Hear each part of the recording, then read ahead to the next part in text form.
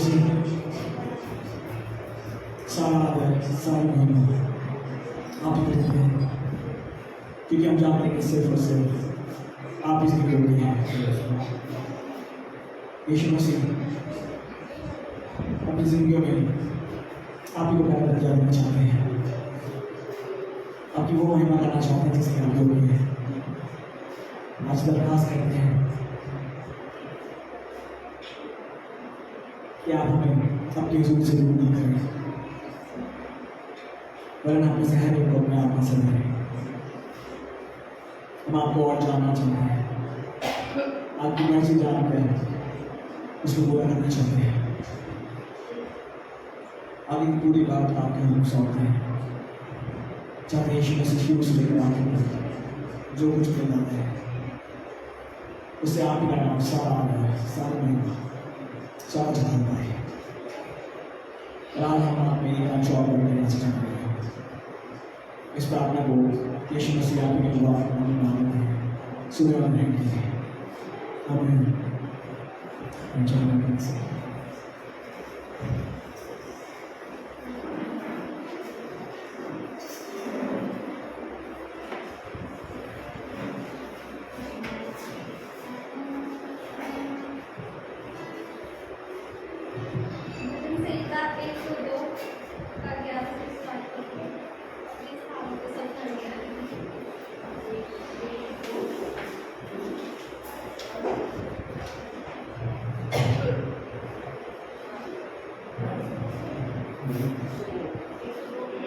मेरी आयु बढ़ती हुई छाया के समान है और मैं आप घास के समान सूख चला हूँ। परंतु हे यहोवा, तू सदैव विराजमान रहेगा और जिस नाम से तेरा स्मरण होता है वह पीढ़ी से पीढ़ी तक बना रहेगा। तू उठकर सिय्योन पर दया करेगा, क्योंकि उस पर अनुग्रह करने का ठहराया हुआ समय आज आ पहुंचा है। क्योंकि तेरे दास उसके पत्थरों को चाहते हैं और उसकी धूल पर तरस खाते हैं। इसलिए जाति जाति यहोवा के नाम का भय मानेगी और पृथ्वी के सब राजा तेरे प्रताप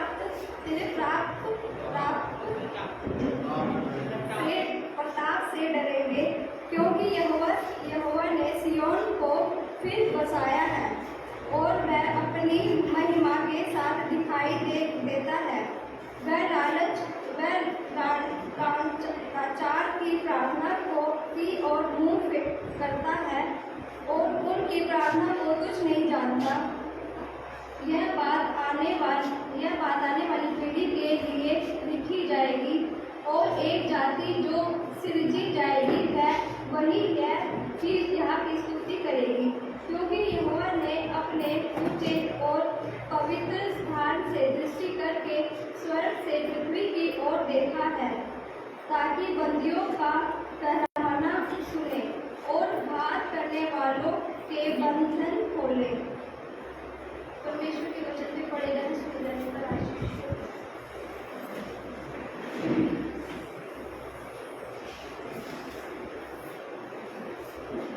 मुझे इसलिए बहुत अच्छी लगी हो। परंतु हे यहोवा, तू सदैव विराजमान रहेगा और जिस नाम से तेरा स्मरण होता है वह पीढ़ी से पीढ़ी तक बना रहेगा। इस आयत में मतलब ये दिखाया गया, चाहे मैं या कोई भी यहाँ रहे ना रहे, लेकिन खुदा का नाम है जो हमेशा पीढ़ी से पीढ़ी तक बढ़ता ही रहेगा।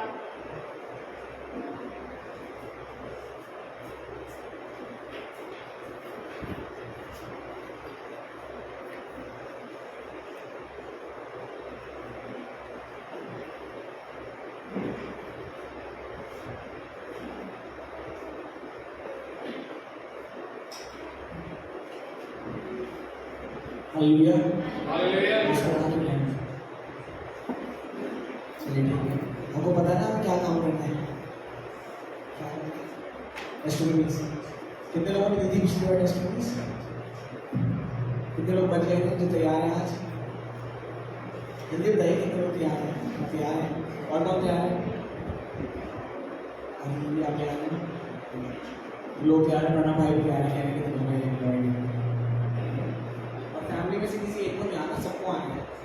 तो अगर प्रणव भाई दे रहे हैं तो हीना भाई भी देंगे, ऐसा नहीं है कि हीना नहीं देंगे, प्रतिभा भी देगी।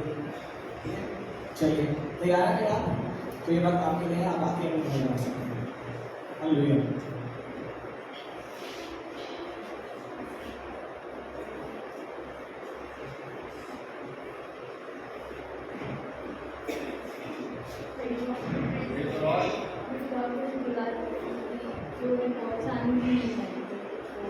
नॉर्मल लाइफ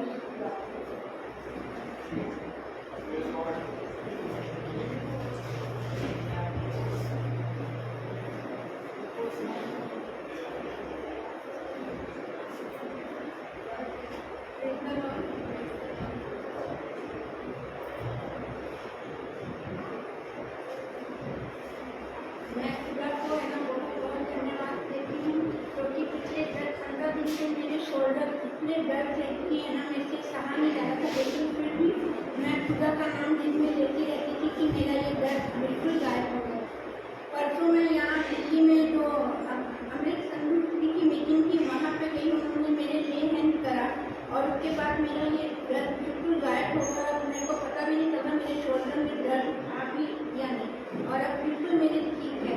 और खुदा का धन्यवाद कि उसने मेरे को एक दर्द से निजात दिलाई।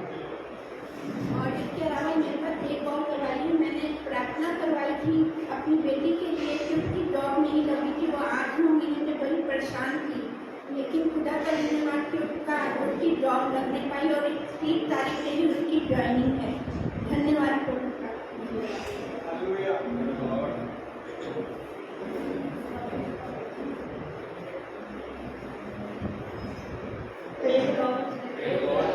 मैं परमेश्वर का बहुत धन्यवाद करती हूँ, उसका शुक्र करती हूँ मेरे बात के लिए। और जैसे कि खुदा का कलाम हमें बताता है कि यदि तुम किसी की खेती सींचते हो तो तुम्हारी खुद सींच जाती है। तो मैं परमेश्वर का बहुत धन्यवाद करती हूँ कि खुदा दूसरों के लिए इस्तेमाल करता है और उनकी हर एक बात को पूरी करवाता है। मैं परमेश्वर का बहुत शुक्र करती हूँ इस बात के लिए कि मुझे अपने लिए ज़्यादा एफर्ट नहीं लगाना पड़ता, और जो मैं करती हूँ वो खुदा मुझे खुद दे देता है। और सच में परमेश्वर हमारा अद्भुत है, और उसके कार्य और उसकी सोच हमारी सोच से भी परे है। जब हम सोच देते हैं कि ये चीज़ें नहीं होंगी तो कैसे परमेश्वर कर देता है, हम समझ नहीं पाते। धन्यवाद करती हूँ अपने बेटे सैम के लिए कि उसका एडमिशन होने पाया, और धन्यवाद करती हूँ हर एक बात के लिए। और एक छोटा सा सॉन्ग मेरी तो इज्जत ही खुदा है,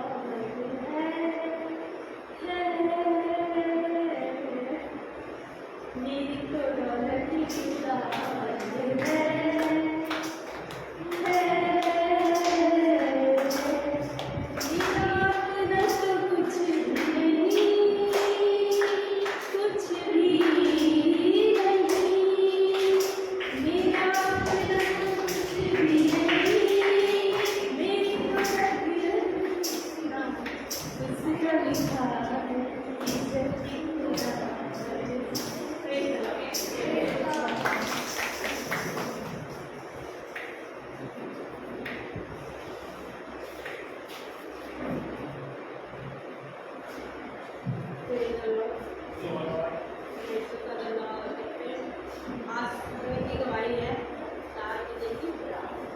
पानी नहीं था टंकी में 2 हफ्ते से, और मैंने रात को 2 बजे खुदा से प्रार्थना की, तो जगाना उठाना खुदा में ठीक 4:15 बजे पानी आता, मेरे को ऐसे उठाया जगाया तो मैं पानी भरने पाया। खुदा जीवित है और महान है वो, और वो हमारी प्रार्थनाओं को सुनता है और हर पल हमारे संग से रहता है। वो अपना पवित्र आत्मा देकर हमारी सहायता करता है। एक वचन भाषण की परमेश्वर की महिमा को आशीष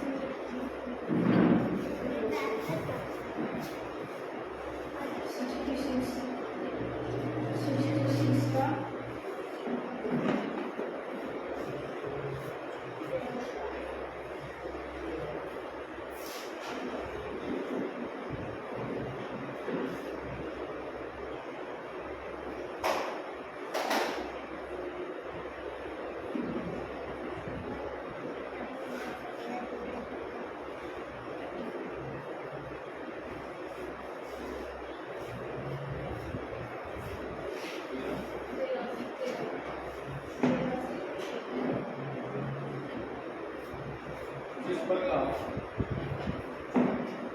प्रकार माता अपने पुत्र को शांति देती है, वैसे ही मैं भी तुम्हें शांति दूंगा। तुमको यरूशलेम ही में शांति मिलेगी। तुम ये देखोगे और प्रफुल्लित होगे।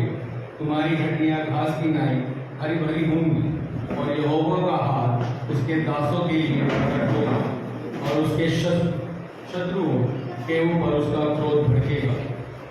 क्योंकि देखो, यहोवा आग के साथ आएगा और उसके रथ भवंडर के समान होंगे, जिससे वह अपने क्रोध को जलजलाहट के साथ और अपनी चितौनी को भस्म करने वाली आग की लपट में प्रकट करे। क्योंकि यहोवा सब प्राणियों का न्याय आग से और अपनी तलवार से करेगा और यहोवा के मारे हुए बहुत होंगे। जो लोग अपने को इसलिए पवित्र और शुद्ध करते हैं कि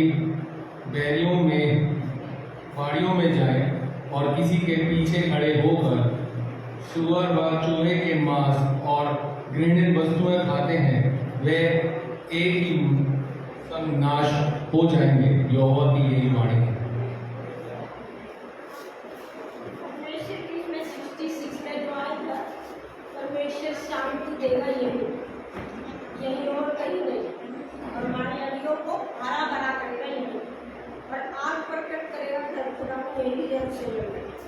और मुझे ये इस वचन की आशीष दी, मेरी अड़ियों को हरा भरा किया खुदा ने, जो मैं आज़ादी से हाथ उठाकर नाच कर गा कर परमेश्वर की महिमा कर सकता हूँ। और आप सबको भी परमेश्वर आजाद करेगा और शांति की आशीष देगा, जो कभी ना खत्म होगी, कभी ना खत्म होगी। हर पल दुख में, सुख में, बीमारी में वो शांति देगा, क्योंकि उसका वचन सत्य है और परमेश्वर अपने वचन को पूरा करेगा। खुदा को सारा आदर महिमा देती हूँ और आप सबको बरकत मिले इस वचन के द्वारा। आमीन।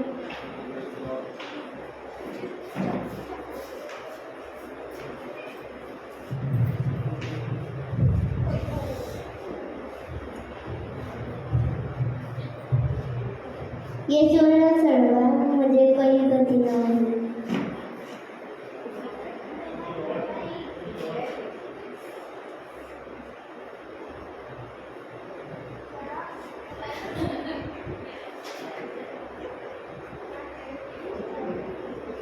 धन्यवाद।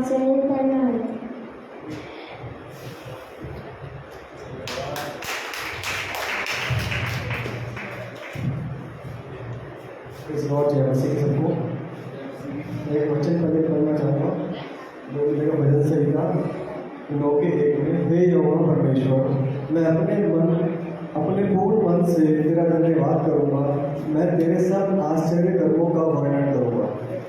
तो हमारी गवाही कुछ 2 गवाहियाँ मेरे पास अभी फिलहाल। एक तो हमने जो घर लिया है, जैसे कि आप लोग सब जानते हैं कि हमने अभी कुछ दिन पहले ही घर परचेज किया है और हम काफ़ी टाइम से घर सर्च कर रहे थे दिल्ली में कि हमें कहीं अच्छा घर मिले। हमने बहुत सारी जगह पर देखा घर, हमने उत्तम नगर से लेके पुराने तक सब जगह मतलब हमने पूरा घूम लिया कि हम, लेकिन चाहिए था दिल्ली के अंदर। सोच रहे थे, पापा की जॉब थी, अभी को रिटायरमेंट की 8-9 साल बाकी होंगे, तो पापा कह रहे थे कि दिल्ली में ही देखना है क्योंकि बाहर से जॉब मुश्किल हो जाएगी। तो जब हम बुराड़ी में भी देखने लगे और उत्तम नगर में या उन्हें भी देखने लगे, तो जहाँ पर हमें कहीं घर पसंद आता है तो वहाँ की गली पसंद नहीं आ रही है, कहीं गली पसंद आ रही है तो वहाँ का घर पसंद नहीं आ रहा। तो मतलब इतना वो हो रहा था। तो मेरे तो बिल्कुल ऐसा हो रहा था कि भाई ये कैसी जगह घर हमें मिलेगा, ये तो क्योंकि ऐसी जगह पर हमें रहने की कोई आदत थी नहीं। हम शुरू से पीतमपुरा के एरिया में रहे हैं और वो एरिया हमें इतना अच्छा लगता है हमें शुरू से कि जैसे कि पता नहीं क्या है। लेकिन जब भी हमने कहीं आगे गए हैं डीलर्स के पास, उनको हमने बताया कि पीतमपुरा से हैं, तो वो लोग खुद भी बोलते रहते हैं कि आपको यहाँ घर नहीं पसंद आएगी, आप जाओ यहाँ से, आप कहीं और देखो। क्योंकि और फिर इन दिनों जब हम देखने लगे तो मैं भी प्रेयर करने लगा कि दवा बहुत दिन हो गया, 1 साल का करीबन हो गया कि हम घर ही ढूंढते रहेंगे तो कब मिलेगा। तो जब हम एक बार हम रोहिणी विजिट में गए तो वहाँ पर एक भैया हमारे चर्च के, वो हम जहाँ पहले चर्च आते थे अश्वनी भैया नाम से, वो हमने उनको बताया कि भैया हमें घर चाहिए। तो कहता ठीक है मैं देखना बताता हूँ। तो उन्होंने घर हमारे लिए ढूंढ के रखा, उन्होंने बोला बस तुम आ जाओ, तुम्हारी पसंद का ही है। हमने कहा चलो ठीक है देखते जाके। लेकिन जब हम देखने गए वहाँ पर तो वो सच में हमारी पसंद का था कि ना, और मुझे भी ऐसा लग रहा था कि हम लोग बड़े दिनों से ग्राउंड फ्लोर पर रहते हैं, तो एक छत होनी चाहिए जिसमें कि हम आराम से हमको बैठ सके, घूम सके। तो हमें छत के साथ में और हमारा घर की छत के ऊपर भी एक कमरा मिले, हमें 4 बेडरूम, वहाँ के जो रेट चल रहा है उस रेट से बहुत कम में हमें मिल गया है। तो परमेश्वर का मैं शुक्रगुजार हूँ कि परमेश्वर बहुत अच्छा घर दिया है, और रोड के सामने भी अच्छा 100 फुट के आसपास रोड है, पार्किंग की भी कोई प्रॉब्लम नहीं है। मुझे ये रहता था कि हम कोई प्रोग्राम करेंगे तो लोग हमारे कार कहाँ पार्क करेंगे, कार की कोई प्रॉब्लम रहती है। तो वहाँ पर इतना है कि आप 50-60 कार जितनी पार्क करके आप लोग कर सकते हो, जैसे हमारे यहाँ पे था वैसे वहाँ पर। और ये गवाही तो ये है, और दूसरी गवाही ये है कि दीपा के गले में पिछले कई सालों से उसके छाले होते थे गले में, तो वो बहुत परेशान थी कि पता नहीं क्या प्रॉब्लम है, कि आजकल गले का भी पता नहीं चलता कि कोई और बीमारी ना हो जाए, कोई और प्रॉब्लम ना हो। उसके दिमाग में चलता रहता है, मेरे भी दिमाग में रहता है कि यार पता नहीं ऐसा क्या है, कभी भी उन्होंने दवाई खाओ तो ठीक रहता, नहीं दवाई खाओ तो फिर से वो ऐसे रहता है। तो मैंने उसको बोला कि एक बार ट्रीटमेंट करवा लें, तो उसको एंडोस्कोपी उसने बहुत पहले करवाई थी, 4-5 साल पहले। तो तब उसको डर लग गया कि उन्होंने वो कुछ डाला था अंदर, तो तब से वो डर गई थी कि नहीं मैंने करवाऊंगी दोबारा। तब से वो छोटे मोटे आसपास के डॉक्टर से दवाइयाँ खाने लगी, लेकिन उससे उसकी वो बीमारी खत्म नहीं हुई, वो चली गई थी। और वो हमेशा उसका गला लाल ही रहता था, और उसमें छाले वाले पूरे रहते थे अच्छे से। तो फिर मैंने कहा एक बार दिखा लें। तो एक बार जब दिखाने के बाद डॉक्टर को दिखाया, तो डॉक्टर ने बोला तो गला आपका बहुत ख़राब है, इसमें तो पूरा रेडनेस है, इसमें छाले हैं, क्या पता क्या बीमारी है, पेट के अंदर क्या है क्या नहीं है, तो उसका तो पूरा ट्रीटमेंट करना पड़ेगा और आप फाइल बनवा लो। तो उसने बोला फाइल बनवा लो। मैंने कहा फाइल बनवा लो, ऐसा क्या हो गया एकदम से?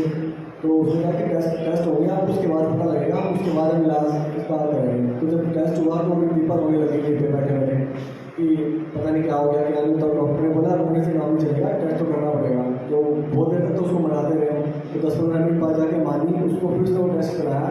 कराने के बाद फिर टेस्ट का बहुत रिजल्ट आया, तो हम शुक्रगुजार इस बात के हैं कि टेस्ट में इतना कुछ खास नहीं आया। सिर्फ उन्होंने बताया कि आपको एसिड बनता है, वो एसिड की प्रॉब्लम है, उस वजह से आपके गले में छाले हैं। तो वो जो एसिड बन रहा है उसकी वजह से छाले हैं, प्लस उसने जो पहले गाँव में रहा करते थे हमारे नाना नानी के पास बचपन में, वो वहीं पर रहिए कई साल तक। तो वहाँ पर सिरका खाती, सिरका आपको अगर पता होगा तो सिरका होता है गन्ने के जूस का रस का सिरका होता है, उसको सड़ा के तो वो खाती थी। उसको खाने की उसकी वजह से उसके गले में उसका गला सेंसिटिव हो गया, छिल गया। छिलने के बाद उसको एसिड की प्रॉब्लम हुई, तो बहुत सारी दिक्कत हो गई। तो डॉक्टर ने बोला कि ये सिर्फ एसिड की प्रॉब्लम है, आप दवाइयाँ खाओ। तो उसको दवाइयाँ खानी शुरू करी है, 2 हफ्ते हो गए, उसके गले में आराम है, उसका गला लाल नहीं है, उसका गला बिल्कुल क्लियर है, वो कहीं पहले से बहुत आराम है। तो बस ये 2 दवाइयाँ थी, प्रेज़ लॉर्ड, खुदा को सारे मेहनत है।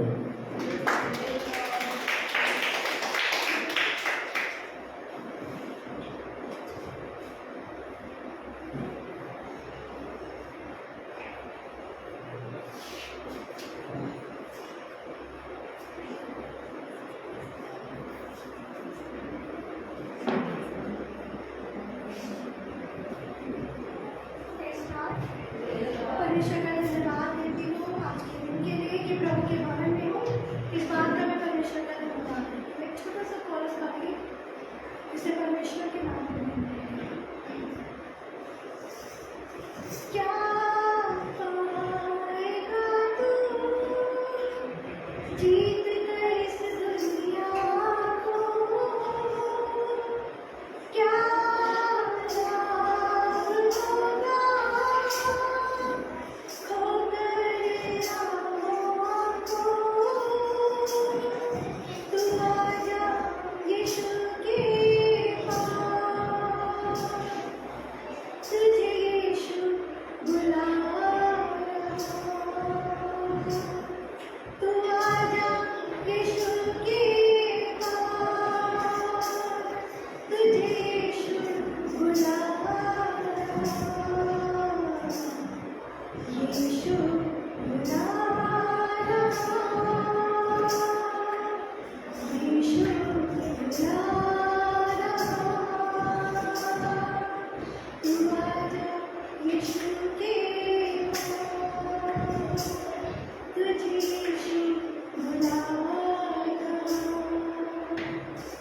प्रभु का धन्यवाद देती हूँ। ये सॉन्ग मुझे बहुत अच्छा लगता है, और मुझे कई बार हम शरीर से तो परमेश्वर के पास होते हैं, लेकिन हमारी जो आत्मा होती है वो प्रभु से दूर होती है। और मैंने इस चीज़ को कई बार महसूस किया, प्रभु चाहता है वो सिर्फ हमारी presence he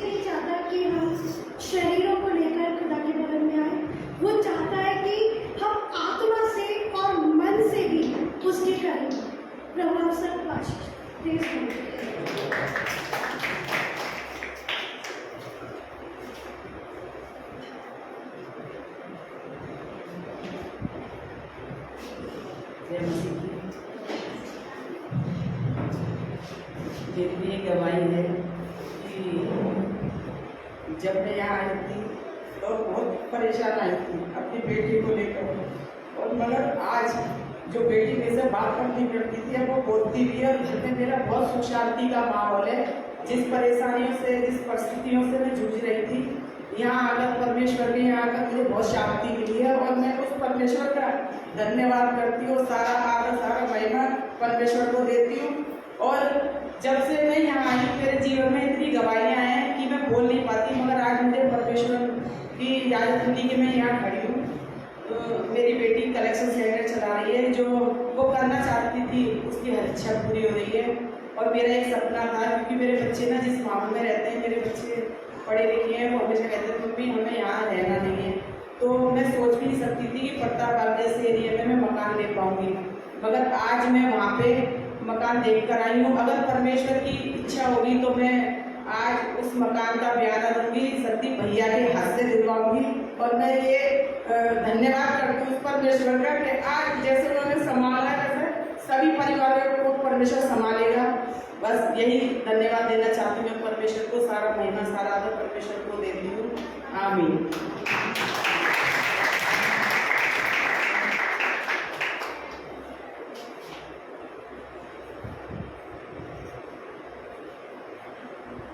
Praise Lord. Praise the Lord. आवाज आ रही है किसी को? कितने लोग हैं इन्होंने गवाही दी है पिछले सेमी में? स्पॉट में किसी चलिए कोई नहीं। अच्छा, कितने लोगों को क्विज पसंद है? क्विज पसंद है ना? इनाम जीतना कितने को पसंद है? अगर आप इनाम जीतना चाहते हैं तो उसके लिए हमारे पास एक क्विज है। मैसेज आई ने क्विज तैयार किया जो हम हर हफ्ते लेंगे, ठीक है? और पिछले हफ्ते आपको बता दिया जाएगा कि अगले हफ्ते क्या क्विज होगा, मतलब कौन सी बुक में से होगा, ठीक है? और फिर हम अगली बार संडे को 15 मिनट का समय देंगे, इसमें हम एक क्वेश्चन पेपर देंगे सबको, और जो जीतेगा वो इनाम पाएगा। हालेलुया, ठीक है? तो अगले संडे हम उत्पत्ति के पहले चैप्टर से लेकर 30वें चैप्टर तक का प्रश्न लेंगे, ठीक है? उत्पत्ति, जेनेसिस चैप्टर 1 से लेकर चैप्टर 30, ठीक है? पूरा हफ्ता आपके पास। हाँ जी, समझ नहीं आया? पीछे समझ नहीं आ रहा? नहीं आ रहा है? चलो फिर से बताता हूँ मैं। हम क्विज दिया करेंगे हर हफ्ते, ठीक है? और हफ्ते जैसे अगले हफ्ते हमें क्विज देना है, तो हम आपको इस हफ्ते बताएंगे कि किस चैप्टर में से बाइबल के वो क्विज होगा, ठीक है? तो अगले हफ्ते जो क्विज होने वाला है वो उत्पत्ति के पहले चैप्टर से लेकर 30वें चैप्टर तक के बीच में से होगा, ठीक है? आपके पास पूरा हफ्ता है, आप तैयारी कर सकते हैं। जब आप अगले संडे आएंगे तो हम क्विज करेंगे, ठीक है? इस बार को देने का भाई आखिरी मौका है, चलिए अपने सामने खड़े होते हैं। एक वचन आपके साथ बांटना चाहूँगा, इससे पहले हम प्रेजेंटेशन में चलें। ये मिलेगा आपको भजन संहिता 47 यानी कि Psalms 47, उसकी पहली 2 आयत। यहाँ लिखा है, देश देश के सब लोगों तालियां बजाओ, ऊंचे शब्द से परमेश्वर के लिए जय जयकार करो। हालेलुया, हालेलुया, हालेलुया, क्योंकि यहोवा परम प्रधान और वह योग्य है, वह सारी पृथ्वी के ऊपर महाराज है। आमीन।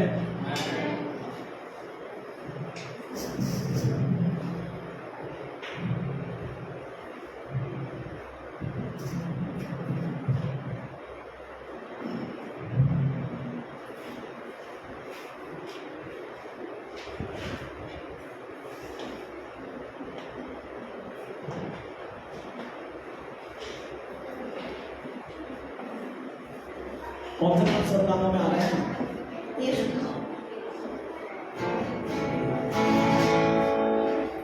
कौन सा नाम?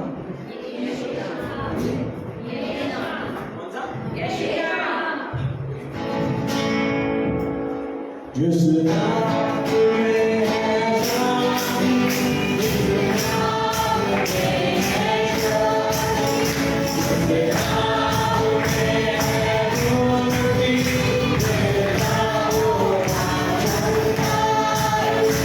जिस नाम में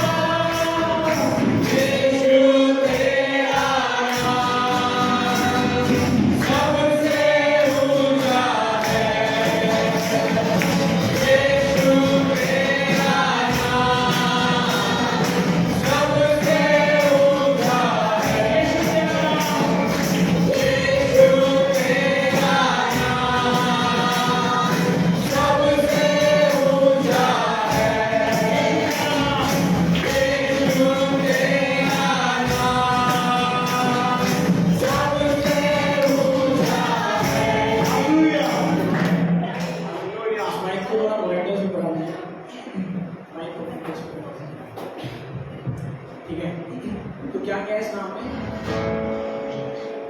चंगाई और शक्ति, शक्ति, मुक्ति। और क्या होता है इस नाम से?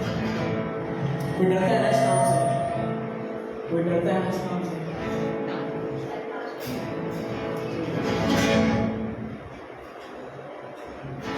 सही लग रहा है ना? डर लग रहा है? इसको हटा दो, कितने मारते हैं?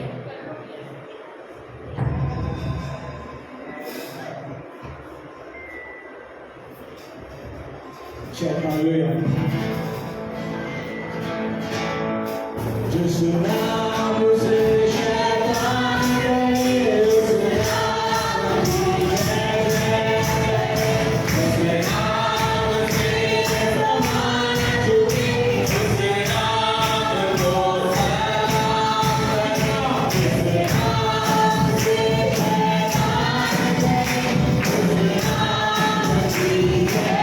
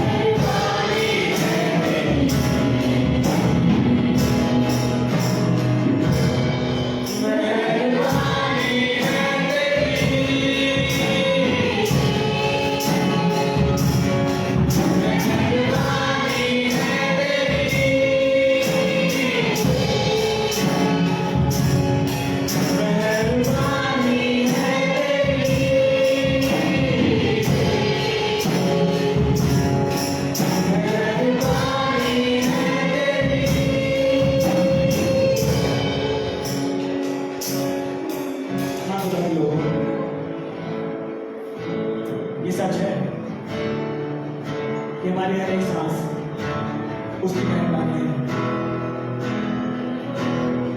ये सच है, हमारे जीवन की हर एक खुशी, हर एक आशीष उसी की मेहरबानी है।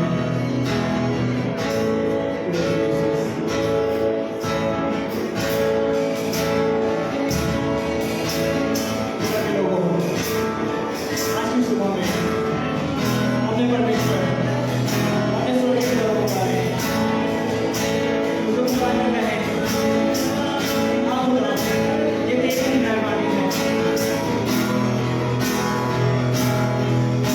मेहरबानी है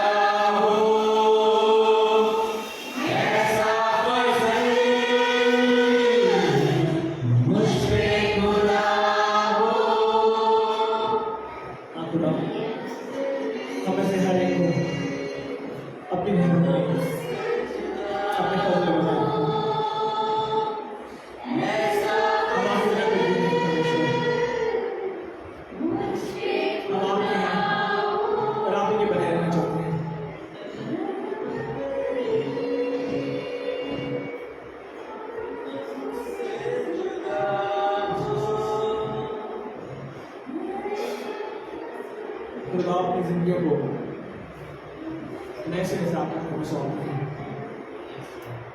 चाहते हैं आप हमें से हर एक में नया दिल, नई आत्मा उत्पन्न करें। खुदावंद हमें से पत्थर का दिल हटा कर मांस का दिल करें, ताकि हम आपके प्यार को समझ सकें, आपकी कुर्बानी को समझ सकें, आपकी रहमत को समझ सकें। जब आप अपनी जिंदगी को अपनी देह प्राण आत्मा से आपके हाथों में सौंपते हैं, तो आप चाहते हैं कि हमारी जिंदगियों में आपकी मर्जी हो, हम घटते जाए और आप हम बढ़ते हैं। आपके वक्ता को आपके हाथों में सौंपते हैं, चाहते जब वो आपका कलाम का बीज बोलता है तो हमारी जिंदगी में उतर कर सौंपना पड़ता है। उस प्रार्थना को अपने धाम करता है प्रभु यीशु मसीह के नाम आपको करता है। सुने और ग्रहण करें। मैं चाहता हूँ से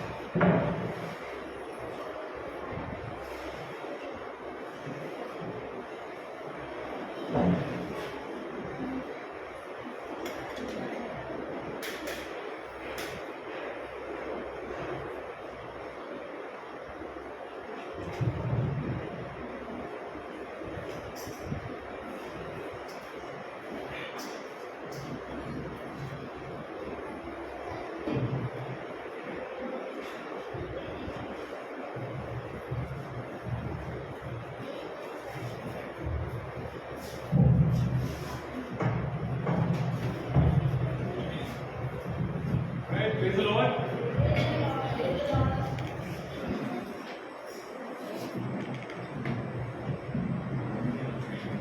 Praise the Lord. मैं खुदा का हमें बहुत बरकत दे। इसी राकेश का एको काट दीजिए।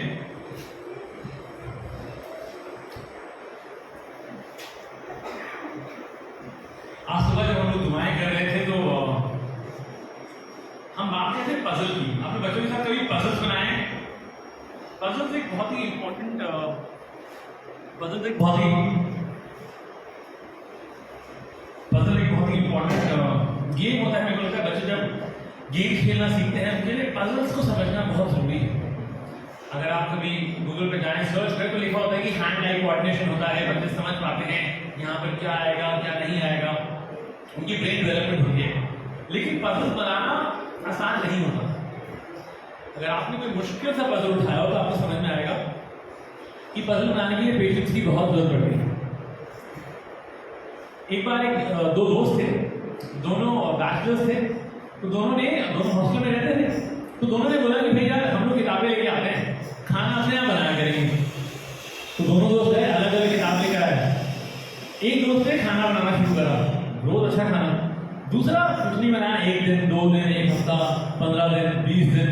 वो कह रहा क्या हो गया यार, क्या हो गया, तुमको इतना अच्छा खाना बनाते, उससे खाना नहीं बन रहा, क्या हो गया? कहता है मैं किताब लेकर आया हूँ ना, उस पर लिखा है एक साफ प्लेट के साथ शुरुआत करें।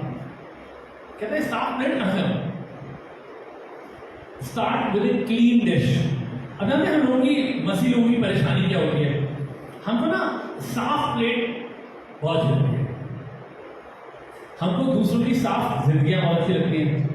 अगर दूसरों की जिंदगी में कोई दाग है तो खाना नहीं बचेगा।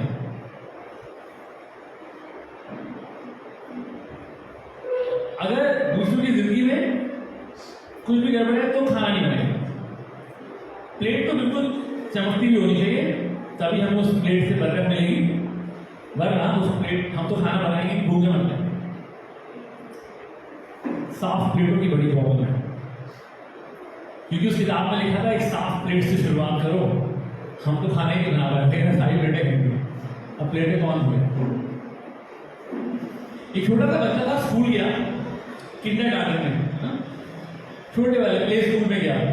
उसकी टीचर को उसने बोला मैम जूते पहना दो।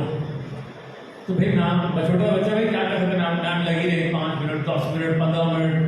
आपको पता है बच्चों को जूते बनाना आप अगर आपने पहनाए तो वाकई में बहुत मुश्किल होता है। तो जूता पहनाया फंसा दिया, पता नहीं कितनी परेशानी क्यों हो रही है, बच्चा बैठा हुआ मुस्कुरा रहा है। 15 मिनट हो गए, मैम ने फंसा ही दिया। मैम ने कहा बेटा क्यों मुस्कुरा रहे हो? मैम ये जूता ना लेफ्ट वाले पाँव का था। मैम मुस्कुराई, कुछ नहीं बोला। मैम ने कहा अच्छा ठीक है रुक जाओ, ये उस वाले पैर का था। कहता हाँ मैम ये उस वाले का है और ये इस वाले का है। मैम ने जितनी मुश्किल से गलत जूता चढ़ाया था उतनी मुश्किल से गलत जूता उतारा। फिर 10 मिनट लिए जूता खींचा बड़ी मुश्किल से उतारा।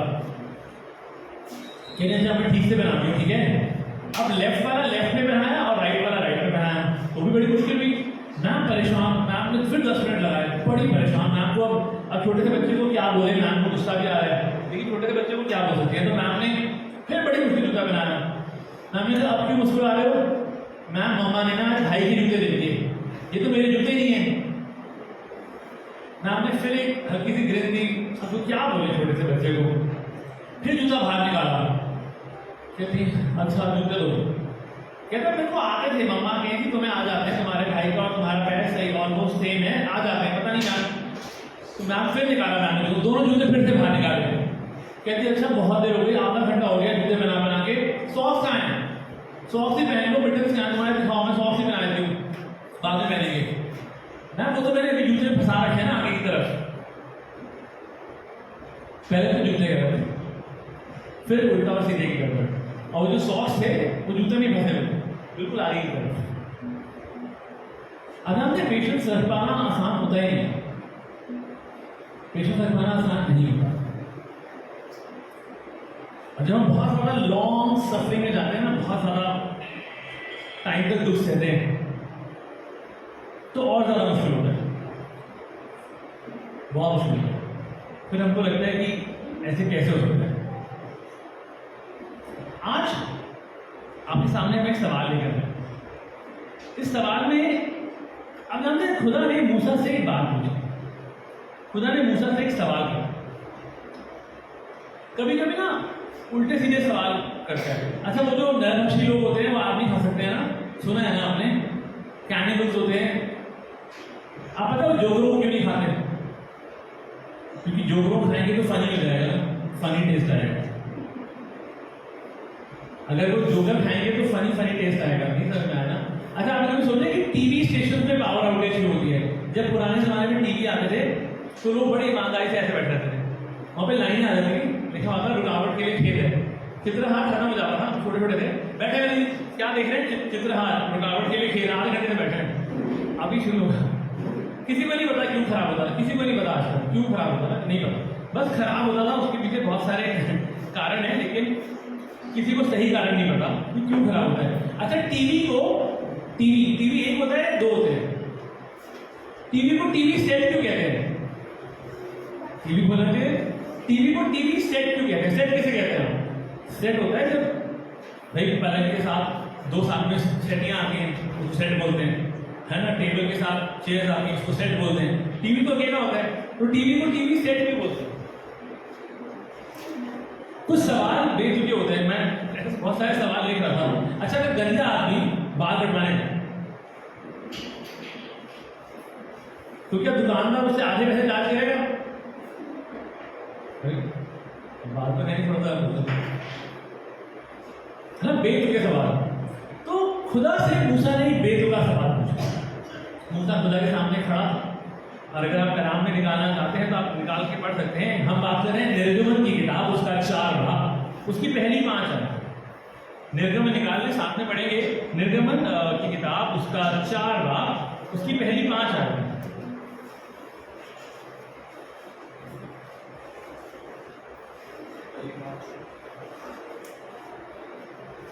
पहली 5 आते, हाँ जी। एक्सोडस, हाँ जी, सबको निकालने दें, सबको निकालने दें।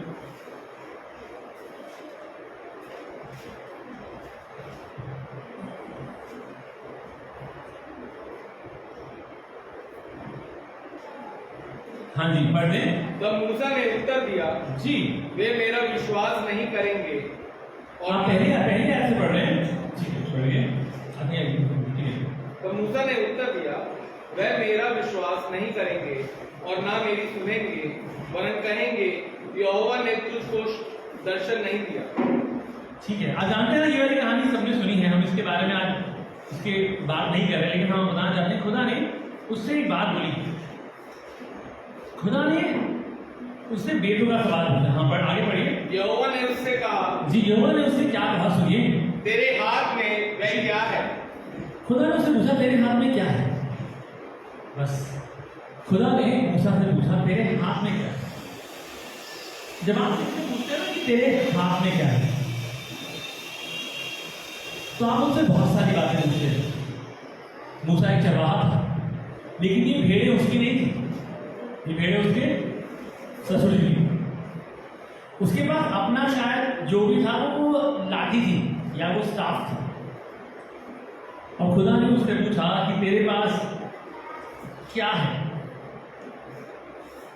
आप जानते हैं, हो सकता है कि जो जिन भेड़ों को चराने के लेकर आया हो उनके बारे में जानते हैं। हो सकता है लाठी शायद भी उसकी ना हो, वहां पे बहुत सारी लाठियां हो, वो चरवाहा था और घर से एक लाठी उठा के लेकर आया हो। इसका मतलब उसकी आर्थिक स्थिति कैसे भी थी, वो लाठी उसका सब कुछ दिखाती है। अब जानते हैं, जब आप किसी बच्चे से बात करते हैं तो आप उसे ओले ओले करके बात करते हैं, तो एक बच्चा ही जवाब देगा। जब आप किसी इंसान से बात करते हैं, एक रिलेशनशिप में जब आप ओले ओले करके जवाब देते हैं, बात करते हैं, तो आपके जनाब आपसे ओले ओले करके आपको जवाब देंगे। अगर आप उनसे कोई भी प्रश्न पूछेंगे, अगर आप उनसे एक स्त्री और पुरुष की तरह बात करेंगे तो एक पुरुष जवाब देगा। अगर आप उनसे राजा की तरह बात करेंगे तो एक राजा जवाब देगा। अब आप बोल सकते हैं, अगर आप बहुत ज्यादा साढ़े में बोलेंगे किस बात का राजा, कहाँ का राजा? उस इंसान के लिए, उस भाई के लिए, चाहे एक छोटी सी कोठरी हो, चाहे टूटी हुई चरपाई हो, चाहे एक टूटी हुई कुर्सी हो, वो तो उसकी सल्तनत है, वो उसकी सल्तनत है और आप उसकी सल्तनत का हिस्सा हो। और इसलिए आपको समझना पड़ेगा कि बहुत जरूरी होता है कि आप किस तरह से बात करते हैं, आप किस तरह से चीजों को बोलते हैं, इससे बहुत फर्क पड़ता है। दूसरे का जवाब कैसा आएगा उस पर निर्भर करता है कि आप कैसे शब्द इस्तेमाल करते हैं। तो मूसा से खुदा ने बोला, what is in your hand? अगर खुदा आपको सच्चाई के लिए चुनता ना, तो आपसे हर बार सवाल पूछेगा कि आपके पास क्या है, आप क्या लेके आओगे। एक जवान था, खुदा ने उसको एक मोती दिया और वो जवान बहुत खुश हो गया। तो उसको लगा कि उसे कुछ देना चाहिए, उसे लगा कि भाई मैं कुछ दे सकता हूँ इसके बदले में, है ना। सभी कभी होता है कि हमें खुदा की तरफ से कुछ मिलता है, दुआ करते हैं, खुदा मैं इसके बदले में क्या कर सकता हूँ, मैं तुझे इसके बदले में क्या कर सकता हूँ। खुदा ने उसको एक पर्ल दिया, खूबसूरत सा मोती दिया, असली मोती। और उसने पूछा खुदा से, उसके बदले उस इंसान ने पूछा, खुदा आप मुझे कुछ दे दे, कुछ दे दो, मैं दे ले, क्या करूँ, कुछ जो तो बोले। खुदा ने बोला नहीं नहीं, ये बहुत कीमती है, तू रहने दे। उसने बोला नहीं खुदा आप प्लीज कुछ तो दूंगा मैं। खुदा ने बोला नहीं बेटा, ये बहुत एक्सपेंसिव है, रहने दो, ये बहुत ज्यादा है, तुम नहीं खरीद पाओगे। उसने बोला चलो फिर भी कुछ तो होगा ना। उसने बोला कि प्लीज ये बहुत सुंदर है, मैं खरीदना चाहता हूँ, मैं आपको कुछ देना चाहता हूँ, मुझे ये ना लगे कि भाई कि आपने मुझे दिया, मैं खरीदना चाहता हूँ। उसने बोला मेरे पास बैंक में 5-6 लाख रुपए है, तो ये इतना कीमती होगा, मैंने कहा कि उससे भी ज्यादा कीमती है। तो उसने कहा ठीक है। उसने कहा मेरी जेब में कुछ पैसे हैं, ये भी चलेगा। मैंने बोला ठीक है, ये भी दे दो। उन्होंने कहा और क्या है तुम्हारे पास? उसने कहा एक गाड़ी है ना। तो उन्होंने कहा कह रहे थे नहीं 2 है। तो खुदा ने कहा ठीक है, वो भी दे दो। बोला अच्छा दोनों गाड़ियाँ? हाँ दोनों गाड़ी दे दो। उन्होंने कहा स्कूटी भी है, बाइक भी है, तो वो भी दे दो। अब वो परेशान हो गया, क्योंकि उससे लगा था खुदा कहेगा भाई ठीक है चलो बहुत हो गया। खुदा ने बोला और क्या है? उसने कहा और तो घर है। उन्होंने बोला तो घर भी दे दो। वो परेशान, उसने कहा क्या हो गया? तुमने तो कहा तुम खरीदना चाहते हो, और मैं तो उसे कहा था ये बहुत कीमती है, बेहद कीमती है, मत खरीदो, मत दाम दो इसका। तो उसने बोला, और तो खुदा ने उसने घर दे दिया, गाड़ी दे दी, सब दे दिया, पैसे दे दिए। उसने बोला और क्या है? उसने बोला नौकरी भी है। तो बोला नौकरी देने से दूर रखोगे? नौकरी भी गई। कहता हाँ नौकरी भी दे दो। उसने जो बचा है? कहता हाँ। कह रहे क्या? कह रहा बच्चे, बीवी, कहते रिश्तेदार। तो क्या खुदा ने कहा ठीक है ये भी दे दो। अब वो परेशान हो गया, अब उसका मुंह लाल हो गया। भाई उसी ने कहा था पैसे नहीं, खुदा ने कहा क्या हो गया, तुम लाल क्यों हो गए? अब कुछ नहीं बोल रहा हूँ। खुदा ने उससे बोला कि और क्या है? कहता है टेंट है छोटा सा, रात में सोने के, वो भी ले लो।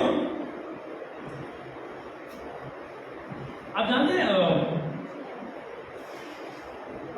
खुदा ने बोला तू अभी भी कुछ भूल रहा है। खुदा ने बोला तू अभी भी कुछ भूल रहा है। उसने बोला क्या बात कर रहे हो, सब कुछ तो दे दिया, अब क्या बचा है? उसने कहा तू यू योरसेल्फ आर लेफ्ट, तू बचा है।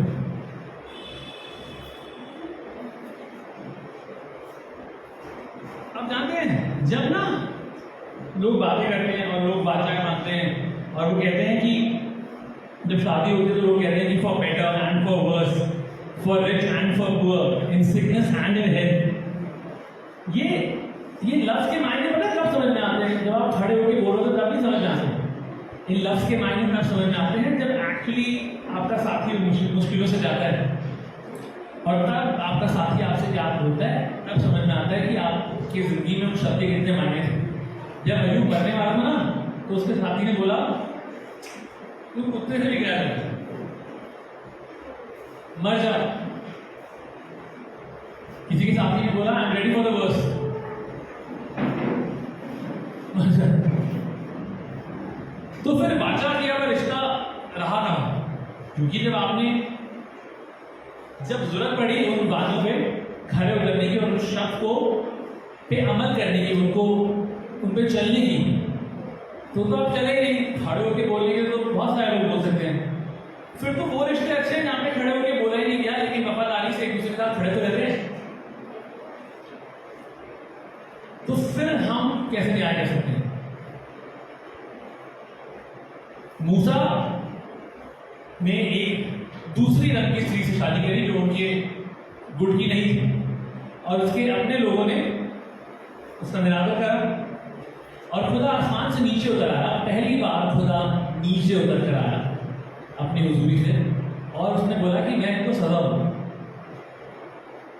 क्योंकि तुमने मेरे खादिम का निरादर करा। तुम न्याय करोगे क्योंकि तुमको लगता है कि तुम खुदा से ज्यादा बात कर सकते हो। क्योंकि उन्होंने बोला क्या खुदा हमसे बात नहीं करता? क्या हमें खुदा की आवाज नहीं? क्या हम मसीह नहीं है? क्या हम खुदा के साथ इतने सालों से नहीं चल रहे? तो फिर ये किस खेत की मूली? तो खुदा ने बताया। आप जानते हैं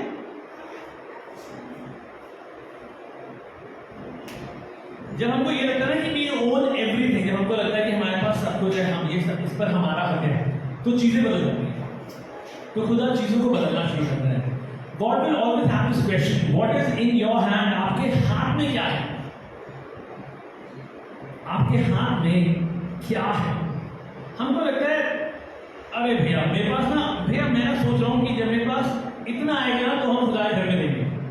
भैया जब ये वाला टाइम आएगा ना तो हम प्रचार करेंगे। भैया अगले साल जब उपवास रखेंगे ना, हम उपवास रख के प्रार्थना करेंगे 40 दिन, उसके बाद प्रीच करेंगे। खुदा आपसे अभी पूछ रहा है what do you have in your hand? खुदा ने मूसा से एक सिंपल सवाल पूछा, तेरे हाथ में क्या है? मूसा कह रहा है मैं हकाता हूँ, मैं ये करता हूँ, मैं वो करता हूँ, मैं ये हूँ, मैं ऐसा हूँ, मैं अच्छी जुबान नहीं बोल सकता, वो मुझे मानेंगे नहीं, वो समझेंगे कि उन्हें कैसे बात करेगा तू मेरे साथ है नहीं है। खुदा ने पूछा तेरे हाथ में क्या है? अब जानते उस लाठी से क्या क्या चीजें हुई? It was actually not the staff of Moses, it was the staff of God. वो लाठी मूसा की लाठी नहीं थी। जब मूसा ने उस लाठी को खुदा के सामने डाला तो वो लाठी खुदा की लाठी बन चुकी थी। अगर आप कलाम निकाल के पढ़ेंगे आप अमीर से जाएंगे क्या क्या हुआ। निर्गमन उसके 7 बाब की 17वीं आयत में मूसा ने नील नदी का पानी लाल कर दिया। उसने क्या करा, उसने उस लाठी को उस पानी के ऊपर फेंक दिया खड़े होकर। उसके 8 बाब की 5वीं आयत में उसने फिर से लाठी को उठाया और ये आपदाएं शुरू हुई, मेंढक आना शुरू हुए। खैर एक अलग रेवलेशन है कि मेंढकों को 2 दिन के साथ 2 दिन तक क्यों संभालते रहे, पैरों ने क्यों बोला कि नहीं मेंढकों के साथ रहते, तो अभी हम उसके बारे में बात करेंगे। उसकी 8 बाब की 16वीं आयत में उसने मिट्टी पे वो लाठी मारी और वहां से बहुत सारे कीट मकोड़े लेकर आए। ये लाठी के द्वारा हो रहा था, ये मूसा की लाठी नहीं थी, वो staff of God. Things change जब आप खुदा के सामने आप जैसे हैं वैसे लेके जाते हैं ना, what you have in your hand, आपके पास अभी क्या है हाथ में। भैया एक बड़ा घर होगा ना तब दुआ कराएंगे, भैया अभी हमारा घर ना बड़ा नहीं है, लोग फंस जाएंगे, लोग परेशान हो जाएंगे। जरूरत नहीं, आपके पास खुदा ने आपको जो दिया ना वैसे खुदा के पास करिए। भैया पता नहीं मैं कैसा बोलता हूँ, आप जैसा बोलते हैं आप खुदा के लिए करिए, पता नहीं भैया मैं कैसा करता हूँ, इस बात से कोई फर्क नहीं पड़ता। सब लोग बहुत सारे अच्छे सुर नहीं लगा पाते, बहुत ज़्यादा फर्क होता है, इतना मुश्किल होता है, बहुत सारी चीज़ें होती हैं। सबको लगे सारे गामा पा नी सा एग्जैक्टली उसी नोट पे गाएंगे, it is not always possible, ऐसा नहीं होता। जब पहले मैंने गिटार बजाना शुरू करा तो मैं गिटार का वॉल्यूम बंद करके खड़ा होकर बजाते रहता था और गिटार बजा रहा हूँ ये एकदम रॉक स्टार, लेकिन नहीं मुझे नहीं आता था तो मैं ऐसे करता हूँ। फिर धीरे धीरे एक कॉर्ड आई तो मैंने हल्की सी वॉल्यूम खोली कि अब ये वाली कॉर्ड तो मुझे आती है, तो इतनी सी वॉल्यूम खोलता हूँ, अब लोगों के कान में पड़ेगी तो सही आवाज आएगी। फिर मुझे पता था अगली कॉर्ड गलत है, तो मैं उसके बाद जब गलत कॉर्ड आता था वॉल्यूम बंद कर देता था, ये अभी किसी में नहीं पता चला। आपके पास जो है ना, जितना है इतना जरा सा उतना काफी है। He is the God of left overs, वो टुकड़ों का परमेश्वर। आप टुकड़े आप जैसे हो, जो है आपके पास, उसके बाद आते इस लाठी को आसमान की ओर उठाया गया। उसके बाद क्या हुआ, लाल समुद्र 2 भाग हो गया। फिर इस लाठी को दोबारा उठाया गया, फिर क्या हुआ, चट्टान से पानी आया, फिर क्या हुआ, चट्टान में मार दिया। हम उस बात की बात लॉजिकली उसके बारे में बात नहीं कर रहे, लेकिन जितनी बार इस लाठी को उठाया जा रहा था उतनी बार इस्राएली लोग कोई भी जंग जीतते। ये तो ऐसा लग रहा था कि लाठी नहीं थी, मतलब किसी के पास में लाठी जाती तो जादू की छड़ी हो गई थी। जितनी बार उसने लाठी उठाई, जितनी बार जानते क्यों, क्योंकि खुदा ने जब उसने बोला what is in your hand, तेरे हाथ में क्या है, इसको मेरे सामने डालो, तो मूसा ने उस लाठी को खुदा के सामने डाला। आप डालने को तैयार है, जो आपके पास है एक गाना, एक आयत, छोटा सा घर, 2 मिनट का समय, एक फोन कॉल, कुछ भी यार आपके पास जो है, जो छोटी से छोटी बात है। क्या लकड़ी का चरित्र बदल गया था?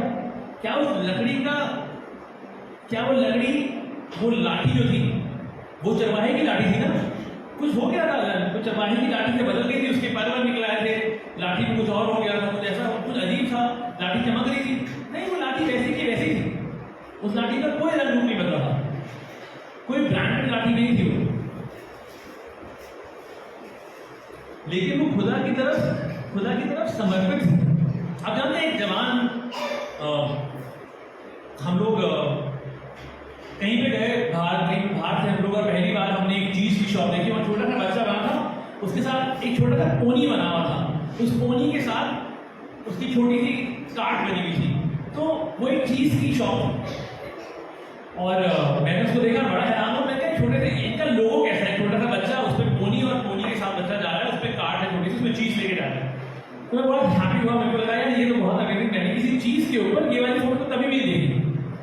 और जानते हैं ये जो ब्रांड था, ये शिकागो का बहुत ही फेमस ब्रांड है, इसका मैं आपको नाम बताता हूँ, गूगल पे जाके देख सकते हैं, मैं आपको झूठ नहीं बता रहा हूँ, ये गूगल पे आपको मिल जाएगी। मैं सुबह से कुछ कहानी ढूंढ रहा था अपनी इस कलाम को पूरा करने के लिए, और ये जो शख्स था, ये शिकागो की सड़कों पे घूमता रहता था उस छोटे से पैडी वाली पोनी को लेकर, उस छोटे से लेके, और ये कुछ नहीं बेच पा रहा था, ये बहुत गरीब बचा था, और ये कुछ भी नहीं बेच पा रहा था। महीना हो गया, 2 महीने हो गए, 3 महीने हो गया, बच्चा बहुत उदास रहा, बहुत उदास रहा। उसके बाद एक बार खड़ा हुआ और इसने अपने आप से बात करना शुरू करिए। आप जानते हैं इसने बोला कि मेरे को लगता है मैं गलत तरीके से कर रहा हूँ, मेरे को लगता है मैं खुदा को पहला दर्जा नहीं दूँ। उसने कहा मैं खुदा को पहला दर्जा दूंगा, मैं खुदा के पास समय से जाऊंगा, उसके साथ समय बिताऊंगा, अपनी चीज़ों को, अपनी जिम्मेदारियों को समझूंगा जो मेरी है। आप जानते हैं हमने आपसे बहुत पहले एक बात की थी जो पास्टर वीडियो मैंने शेयर करी थी कि एक शहर में, आप अगर भूल गए कहानी हम आपको दोबारा बताते हैं। खैर ये जो जवान था इसने एक कलीसिया से अपनी सेवकाई शुरू करी और उस कलीसिया के बाहर अपनी चीज बेचना शुरू करी। आज अमेरिका में अगर कोई कंपनी है जिसकी सबसे ज्यादा चीज बिकती है, अरबों रुपए का टर्नओवर है उनका एक साल में, तो वो इस जवान बच्चे का है। तो अगर आप कभी फिलाडेल्फिया चीज के बारे में सुने, कभी बाहर जाएं, कभी गूगल पर जाकर सर्च करें फिलाडेल्फिया चीज के बारे में पढ़े, तो उनके जितने काउंटर हैं वहाँ पर उनके ब्रांड के पिज़्ज़ाज हैं, उनके ब्रांड की कॉफ़ी हाउसेज हैं, उनके ब्रांड के चीज़ हैं, पॉपकॉर्न हैं, जितनी खाने की चीज़ें हैं वो इसी जवान बच्चे से शुरू हुई। और वो तब शुरू हुई जब इसने जाके कलीसिया के बाहर अपनी चीज़ों को करना शुरू करा और वहाँ से चीज़ें बढ़ती चली। आप जानते हैं आप रोशनी है, हमने आपको ये बताया था कि अपने अपने दियों को अपने साथ लेकर आया करिए, अपनी रोशनी को अपने साथ लेकर आया करिए। अगर आप नहीं आएंगे तो जिस कुर्सी पे आप बैठे हैं वहाँ पे हमेशा अंधेरा रहेगा।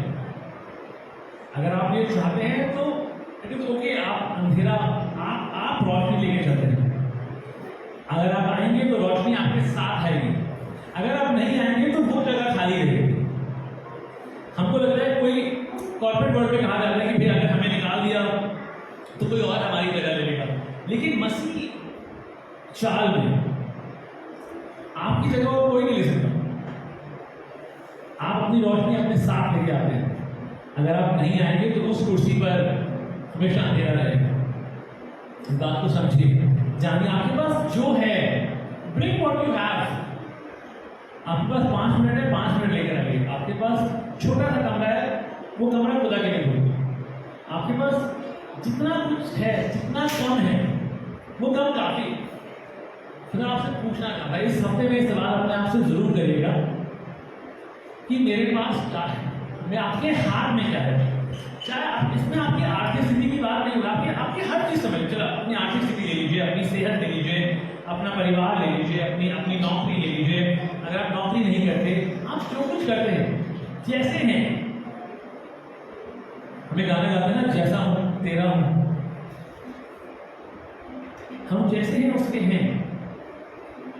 वो इस्तेमाल करना जानता है, आप लेकर तो आइए दुआ करें। खुदावंद जी बहुत शुक्रगुजार है आज की सुबह के लिए, खुदावंद शुक्रगुजार है खुदावंद इस बात के लिए, खुदावंद कि तू भला परमेश्वर है। खुदावंद हम बहुत बार अजीब से सवालों में फंस जाते हैं खुदावंद, हम सवालों को समझ नहीं पाते। तेरा सवाल सीधा होता है खुदावंद। शायद हमें बेतुका लगता है कि जब तुमने मूसा से कहा खुदावंद तेरे हाथ में क्या है, मूसा और खुदा देखो दोनों को पता खुदावंद को कि ये क्या जवाब है इस सवाल का। खुदा आज हम उस सवाल को समझना चाहते हैं। अगर तू व्यक्तिगत तौर से यहाँ बैठे लोगों से मुझसे ये बात कर रहा है कि हमारे हाथ में क्या है खुदा, तो हम जाने और समझें खुदा हम समझे कि वो बातें, वो वाचाएं जो कैसे बांधी खुदा मसीह, जो रिश्तों में बांधी खुदा, जब उनका वक्त आया खुदा मसीह, तो खुदा उन बातों को समझने की समझ देना। खुदा हम जैसे हैं तेरे हैं, चाहे हम छोटी से छोटी मेहनत करें, खुदा को उसे कबूल करना। खुदा हम सब कुछ तुझको अर्पण करते हैं, जो कुछ है तुझको अर्पण करते हैं, जैसे हैं वैसे अर्पण करते हैं। आज की पूरी बात को तेरे हाथों में सौंपते हैं प्रभु यीशु मसीह। इस दुआ को तेरे नाम से मांग लेते हैं, सुने और ग्रहण करें। आपको बहुत बरकत है। आइए अपने जगहों पे खड़े होंगे, टीम के सारे गीत में आगे करेंगे और अपने हज़रत परमेश्वर के सामने लेकर आएंगे।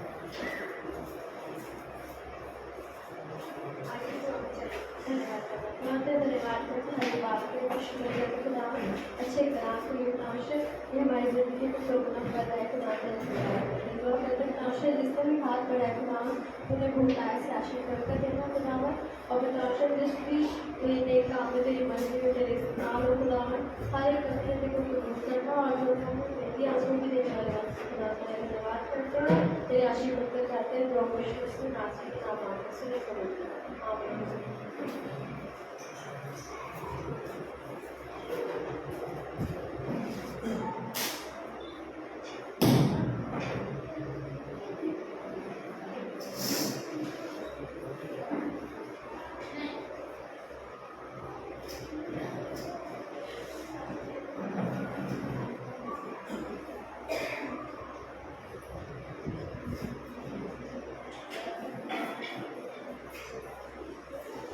आइए अपने को खुदावन की कैसे लेकर याद करेंगे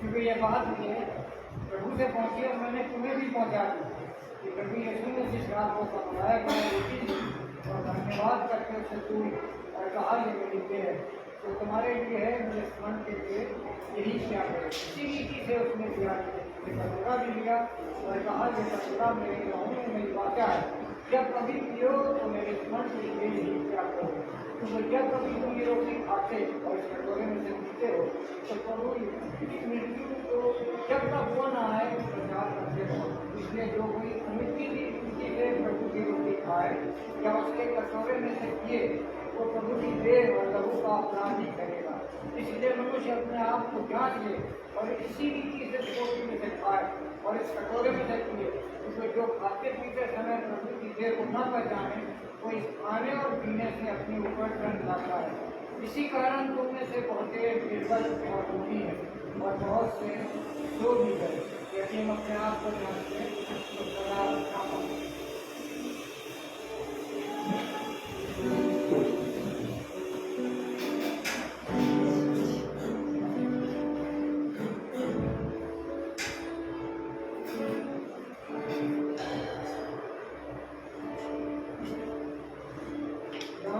तैयार है आप अभिषेक कर सकते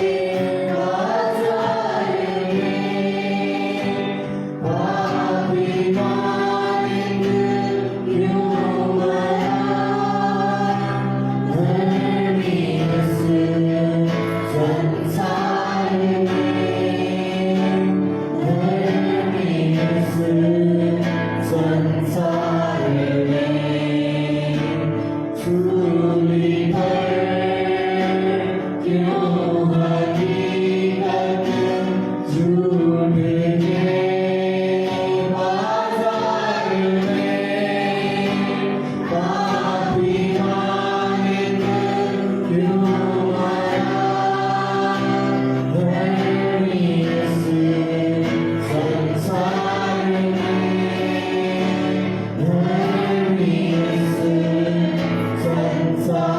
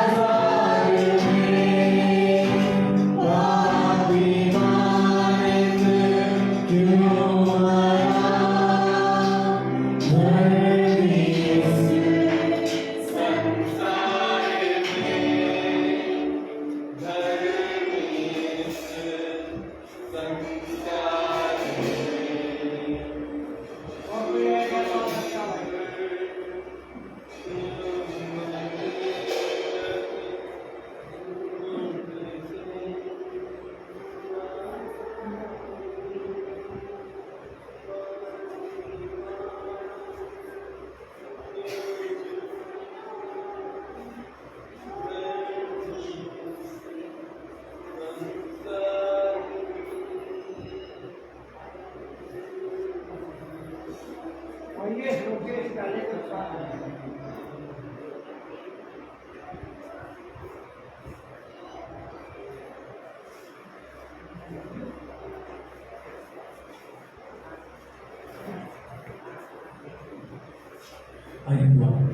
खुदा बहुत शुक्रगुजार है खुदा संदेश के लिए, शुक्रगुजार है खुदा यीशु मसीह इस कुर्बानी के लिए। खुदा हम उसको हर हफ्ते बादस्तूर निभाने पाते हैं। खुदा तुमने कहा मेरी यादगारी में जब मिलो ऐसा किया करो। खुदा हम तुझे एक कहना चाहते हैं खुदा यीशु मसीह, हम किसी बात में फंसना नहीं चाहते। खुदा सब बातें खुदा यीशु मसीह तेरी बढ़ाई में नहीं है वो कर सके। खुदा हम आपके शुक्र करते हैं लोग प्रभु यीशु मसीह तेरे नाम से मांग लेते हैं, सुना ग्रहण करें, आमीन। आप लोग बैठ सकते हैं और कुछ दुआओं के विषय हैं हमारे पास। और अगर अभी आप यहाँ पर हैं और आपके जिस्म में कोई कमजोरी है तो हम फिर दुआ करना चाहेंगे। आप भी अपनी जगह पे खड़े हो सकते हैं। यानी कि बीमार है, हम डालने के लिए दुआ करेंगे, दीदी के लिए दुआ करेंगे, मामी के लिए दुआ करेंगे। मेरे को भी दुआओं में याद रखें। मेरे पास डॉक्टर्स के हिसाब से आपको पता मैंने बताया था कि जो कई लोग होते हैं बहुत कीमती होते हैं। कैसे? देखिए जो बुजुर्ग होते हैं वो बहुत कीमती होते हैं। उनके पालक में होती है चांदी, पेट में होते हैं कीमती पत्थर, नाखून में होता है सोना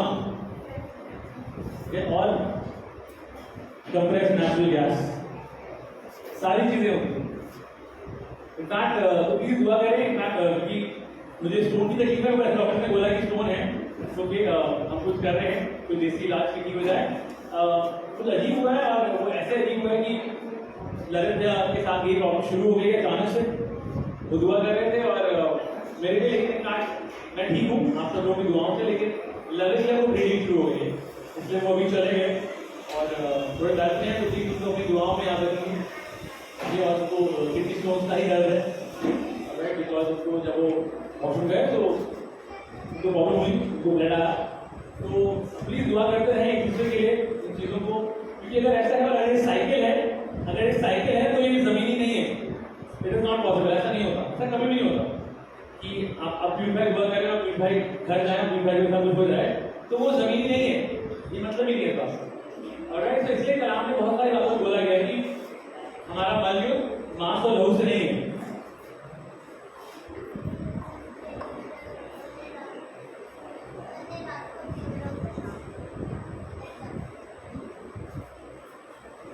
तो प्लीज हमारा जो वैल्यूज है वो मांस और लहू से नहीं है। कुछ प्रिंसिपैलिटीज हैं, आपको समझने पड़ेगा, बहुत जरूरी है प्रिंसिपैलिटीज को समझना। आप जानते हैं कुछ लोग थे यीशु मसीह के नाम से बुरी आत्माओं को निकाल रहे हैं, फिर कलाम बताते हैं उनका सामना एक प्रिंसिपैलिटी से होगा। उनका सामना प्रिंसिपैलिटी से होगा, मतलब वो पहले निकाल रहे थे, वो कर पा रहे थे। जब ये किताबें यीशु मसीह होती है वो ऐसे कर रहे हैं, कहते हैं यीशु मसीह कुछ नहीं होता, हमारे खिलाफ नहीं है, कर रहे हैं। लेकिन लिखा है जब प्रिंसिपैलिटी से सामना हुआ तो उस प्रिंसिपैलिटी ने उन्हें मारा और गांव से बाहर निकालने का। तो इसलिए एक दूसरे को दुआओं के इबादत से घेरे रखें, बहुत जरूरी होता है कि कवर करें, ठीक है। तो इसलिए दुआएं याद करते हैं, सबको दुआओं में रखेंगे। एक दूसरे परिवारों को जिनके बारे में आप जानते हैं कोई खबर आती है तो उनके लिए दुआएं जरूर करें। The most dangerous thing in the life of a Christian is unfinished prayers. हमने इस पे आपके साथ कलाम बांटा था एक बार, और बहुत जबरदस्त बात है। सबसे खतरनाक चीज जो रहेगा आपके जीवन में मसीह तौर से हो सकती है वो ये कि हम दुआओं को अधूरा छोड़ दें, या ऐसी दुआएं जो अधूरी हैं वो सबसे खतरनाक होती हैं। आप शैतान के घर में एक मिसाइल दाग देते हैं और आपको लगता है उड़ा दिया, और हम बैठ जाते हैं हो खत्म कर दिया, जीत गए। उसके बाद उसकी बारी आती है, फिर वो वापस आता है तो हम लोग तैयार नहीं होते, हमको लगता है वो हम तो जीत गए। तो प्लीज ध्यान रखिए, अनफिनिश्ड प्रेयर्स नहीं छोड़ा करिए, अधूरी दुआओं को मत छोड़ा करिए मसीह जीवन से। तो सबसे दुआएं करें ना, दुआ करें। हाँ जी, डॉक्टर राम मसीह बहुत शुक्रगुजार हैं, आज की सुबह के लिए शुक्रगुजार हैं। तो सब लोगों के लिए उनकी जिंदगियों के दौरान जो परिवार नहीं आ पाए हैं उनको राम मसीह अपनी नेक मर्जी में लेके आए, उनके दिलों से बात करना पड़ेगी यीशु मसीह। तो जो मुझे परिवार यहाँ पर हैं राम मसीह को आज एक अंश में बदल के जाए राम मसीह, एक अंश और बढ़ सके राम मसीह। इनकी सेहत खराब है, इतने सारे नाम हैं राम मसीह, कुछ जवान है, कुछ हम उम्र के हैं, कुछ बड़े हैं राम मसीह, तो सबकी जरूरत को जानता है, सबके जिस्म अलग है, लेकिन मिट्टी तेरी है खुदावन, उस मिट्टी का सृजनहार है खुदावन, अपने अपने लोगों से सीखा है खुदावन, जबकि सांस फूटी है खुदावन, जो कमियां हैं वो जाती रहे खुदावन, आज़ादी के लिए तूने हमको आज़ाद करा है खुदावन, इन जिस्मों को आज़ाद कर ताकि तेरी इबादत कर सके खुदावन, तेरी इबादत जहाँ में पाए जाए खुदावन। जो प्रभु यीशु मसीह तेरे सामर्थी नाम से मांग लेते हैं, सुने और भेंट करें, आमीन। अगर आज इस आने वाले हफ्ते में आपका जन्मदिन है तो हम आपसे दुआ करना चाहेंगे। अगर आज इस आने वाले में आपकी शादी की सालगिरह है तो हम आपसे दुआ करना चाहेंगे। ये प्लीज रोशनी वापस आ सकती है, हम लोग आगे जगहों पे खड़े होंगे, हम लोग पास्टर डेविड के साथ कलाम में बरकत देंगे।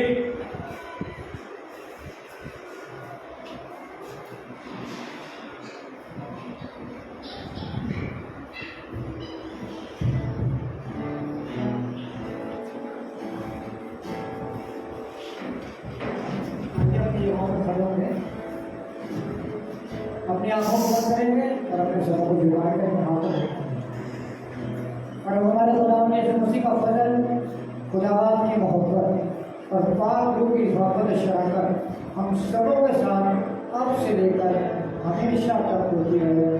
आमीन।